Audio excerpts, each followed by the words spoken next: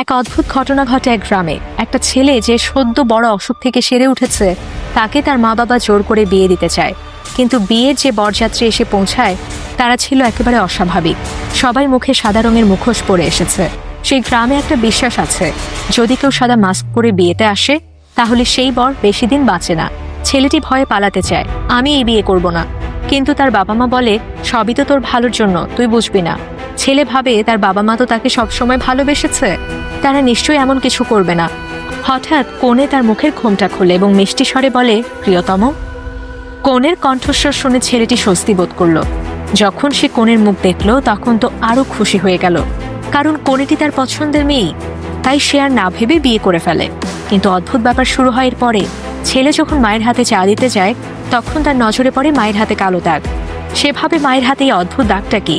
তাতে আরো ভয়ঙ্কর ঘটনা ঘটল। কনের মুখেও একই রকম কালো দাগ দেখা গেল। কনে বলে, জন্ম থেকে এই দাগটা আমার মুখে ছিল, তাই সবসময় মেকআপ দিয়ে ঢেকে রাখতাম। পরদিন যখন তারা বাইরে বেড়াতে গেল, তখন এক অদ্ভুত ঘটনা ঘটল। তারা 3 ঘন্টা ধরে ঘুরে বেরিয়েও শহর থেকে বের হতে পারছে না। ছেলে রেগে কনের ওপর চিৎকার করে, তোমাকে বিয়ের পর থেকে আমার জীবনে অদ্ভুত কিছু ঘটছে কেন? ঠিক সেই সময় একটা বুড়ি এসে বলে, ওহো রাজপুত্র, কনে নিয়ে বাইরে বেরিয়েছো বুঝি? ছেলে অবাক হয়ে যায়, কারণ এই বুড়িকে তো সে কিছুক্ষণ আগেও দেখেছিল। তখনও সে একই কথা বলছে।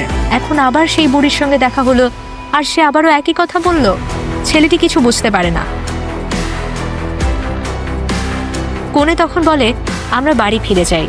তাই তারা শেষমেশ বাড়ি ফিরে এলো। কিন্তু সন্ধ্যায় বাড়ি ফিরে ছেলেটা আবারও কিছু অদ্ভুত জিনিস খেয়াল করে। সে দেখে কনের পুরো মুখে এখন ছড়িয়ে পড়েছে সেই কালো দাগ, আর দরজার বাইরে দাঁড়িয়ে আছে একদল সাদা মুখোশ পরা মানুষ। এরপর কি জানতে হলে চ্যানেলটি সাবস্ক্রাইব করুন।